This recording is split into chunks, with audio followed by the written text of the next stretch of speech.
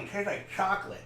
Hello, my name is Intrumental, Bugden Fox, and a little while ago, I did a whole little video on how does Star's wand work. I think I actually did it twice, 2 different videos trying to explain a little bit more how this wand works. And I don't know, to go check out those videos and see how I did. But in this book, the Star's Guide to Dimensions, which I keep bringing up, it kind of says about a little bit about it, and I guess it kinda answers some questions, though not really.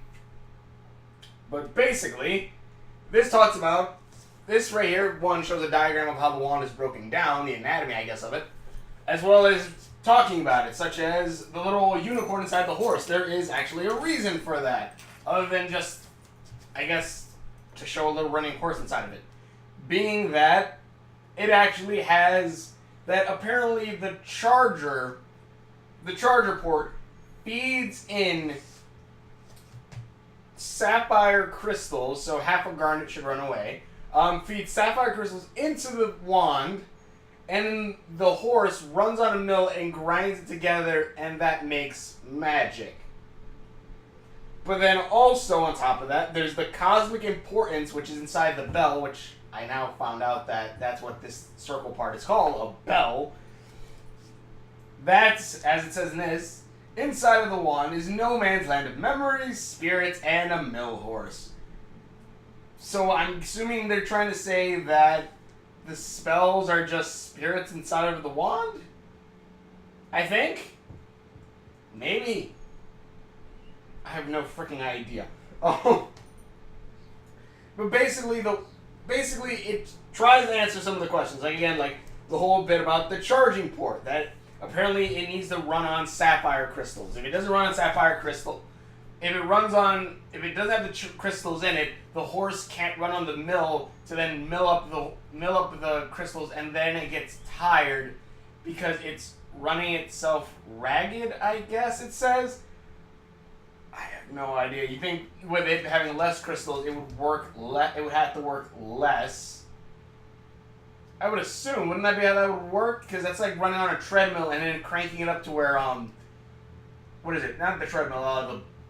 The exercise bikes. If you crank it up to where it's harder to push it, you get more tired from that. Anyways, and they also explain a little bit about the crystal, which I think kind of, unless there's something else coming up for it later on, I think kind of hinders it a bit. Basically, so I can just stop looking at the book. Basically, the crystal, the wand is made up of the charger, the bell, which has a cosmic importance inside of it, and is basically the memory storage. Then there's the disc, which from this one I can check, doesn't really do anything, and then there's the crystal. So really, there's 3 parts: charger, bell, crystal.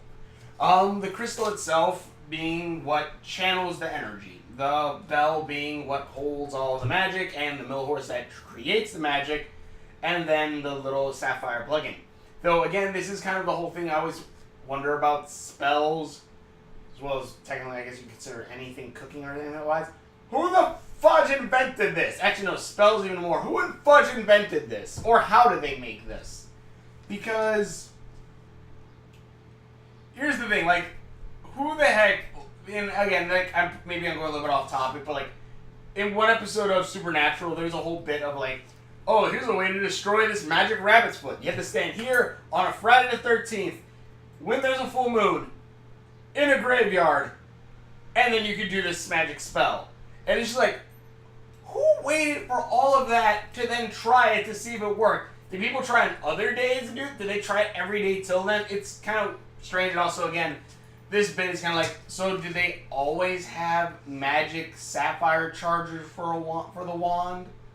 Did the wand actually, does even like, because they don't show the wands, but they have a section where they talk about the grandmas, and also Star said that Moon isn't a grandma yet, and then gives a winky face, so she wants to screw Marco. I'm trying to see, yeah, like wherever the wand takes on different shapes and forms, but Stars is the only one that actually maybe the Shy Girl actually has one that looks like it has a charger on it. But all the other ones really don't seem like they actually have chargers on them. Except for maybe Eclipse and the other one. Even Moons doesn't even look like it has a charger for it. But, again, this is kind of a question of why exactly does the wand have a charger? Because, again, it is kind of a bit of, have wands always had chargers? It says that wands need to be charged, but, I don't know, it's just kind of confusing. Basically, on the sense of, what happened back then when there weren't chargers? Were there always chargers? Were there not chargers? I don't know. I'm getting stuck on details. But then, of course, there's the bell. The cosmic creation thing, and I probably already said this like 5 times or now already. Basically, I feel like they're kind of trying to sweep that under the rug a bit. Because it's like the cosmic importance and cosmic whatever. And it's just like, okay, wait. So inside there is a special room for the magical creature spells. I'm assuming that's what you meant by spirits. Then there's also the realm of memories, which is also around that. And then there's also, on top of that, probably even more stuff. And then there are also memories, I guess, of other people. I don't know. And then also, there's a storage area for items like Toffee's finger. Because Moon shot his finger off, so shouldn't it, be cut off? Like, did it get stuck in the wand? When she blew it off, it actually just regenerated inside the wand itself? It's kind of strange. And then, last bit being, and probably this is probably a short video, but the last bit being, and the one that kind of, unless they're going to explain a little more later, is the crystal. The main thing that I thought would have been, the source of all magic for this wand. I thought, of course, that would be the source of all magic since, the crystal alone allowed for magic to be used from Toffee. Is able to, or in Toffee's wand, it's able to even use spells that Star can learn and do. But it turns out that's just a focusing point. It is literally just, hey, this is what shoots your magic out. And again, unless they're going to go into more detail as the series goes on in season 3 or whenever, unless they're going to keep going onward with that, it kind of doesn't make much sense.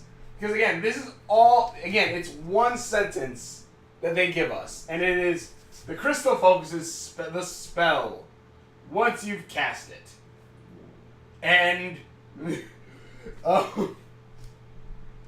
that is it. They have more on everything else, unless that's going to be brought up later on. You'd think the crystal would have a bigger plot point or something with that, or a bigger connection sense. This is apparently the thing that connects the doorway between the magic spell zone, where all the spells live, to our world, as well as connecting to also being a connector between Ludo's wand, or Toffee, and Star's wand. Because you'd think, again, the Star would be the connector, something that draws in the power. But it turns out it just focuses it. So, does that then mean that Toffee actually has magic inside of him more powerful? But then again, that still doesn't make sense why the two are connected if it's just an amplifier. That's like shining a light through a freaking piece of glass, and then the light shining through another piece of glass in a dark room. And because they're broken off from the same half, it just so happened to happen. It doesn't really make kind of much sense. It's just something that channels the magic through it.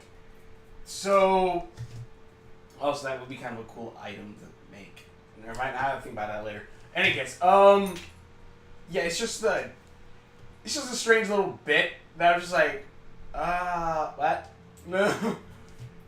I don't know, maybe they're going to bring it up more later on. Maybe this video isn't that good, because I'm just an idiot.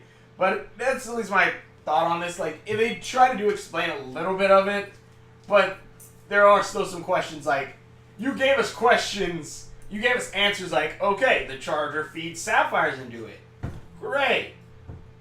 But what happened back in the day when there weren't chargers? Was like the first queen or whatever, did she have a magic charger?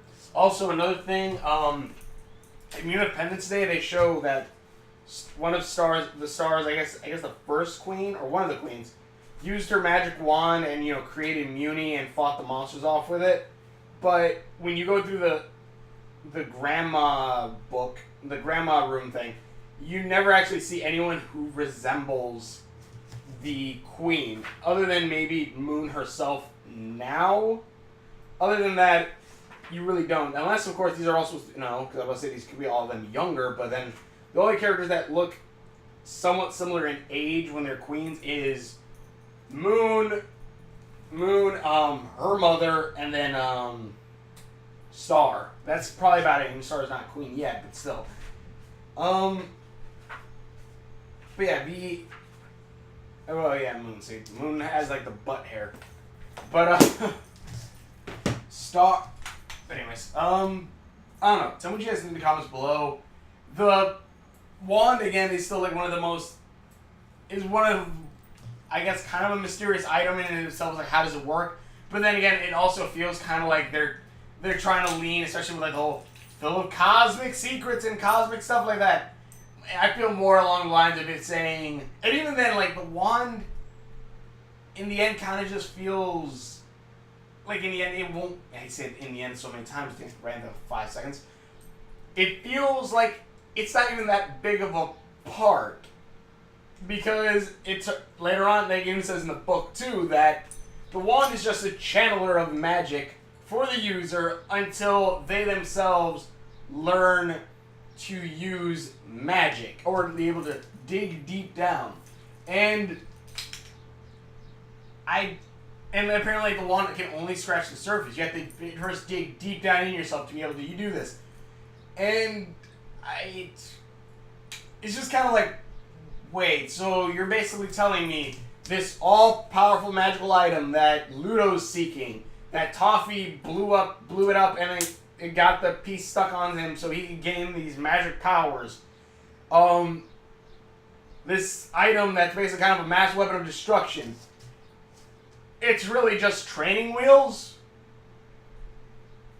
It's just training wheels.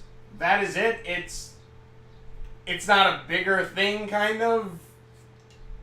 Because, again, like, it's like making up a monument to those two little wheels on the side of your bike because you rode it for a little bit.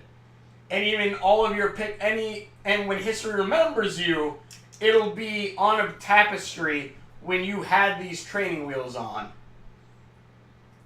I don't know, it just feels kind of like the wand itself is like they wanted to give her a wand, but then in the end they're like, yeah, but eventually she won't need it. It's just there for a little bit, then it's gonna be gone, and then, you know, whatever.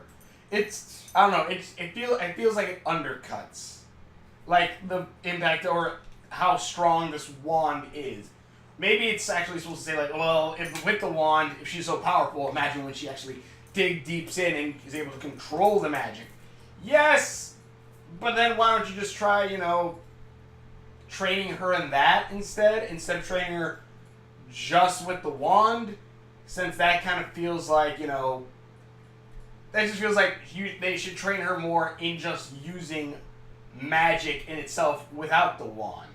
Unless, of course, the wand helps amplify her magic, I guess, to then do it. But then again, even Glossric was able to get Star to act or use magic without the wand already, so why not just train her in that? And especially since a lot of the book, some bits about the book are saying how you cast spells with the wand, but if the wand eventually is, and I believe they even say that in the book, saying that eventually you won't need the wand. It's just there for training wheel purposes, basically. Again. So, what is really the point of it? So what is really the point of it if you could just, you know, train in that? Like, maybe, like, because, again, this is basically learning how to ride a bike and then just stay riding on the bike and never taking the training wheels off. That's kind of how this feels. And even so, like, they don't... I'm assuming, because the wand is what channels the energy, so then Star herself isn't even trying to channel the magic through herself. So then, that again, that's more just never taking the train wheels off, never trying to ride the bike while being without the wheels on it. It just seems kind of counterproductive. I don't know. Maybe it's just so that she can get used to casting spells, that way when she can learn to use her magic. But then again, why is it such a big item and family heirloom deal, like in the grandma rooms and all this stuff? I don't know. But tell me what you guys think in the comments below. Thank you so much for watching. If you're watching videos that I've done, click links around my face. No, I'm not dropping you again. It's not right now. Subscribe mode's over there somewhere. Tell me what you guys think. Should Star just go wandless? Even though, like, yeah, it's kind of like the main item of Star Versus, and yes, I kind of want a freaking replica of it.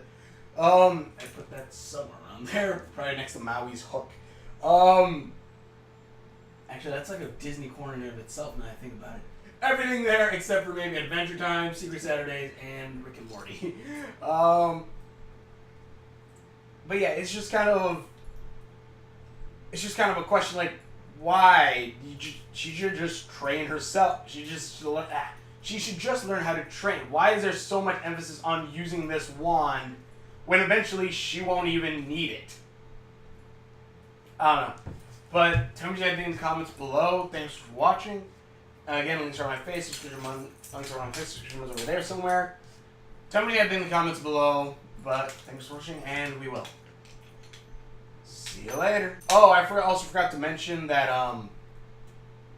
Star's wand actually has a flavor. It tastes like caramel corn, apparently. And that is the magic of the wand.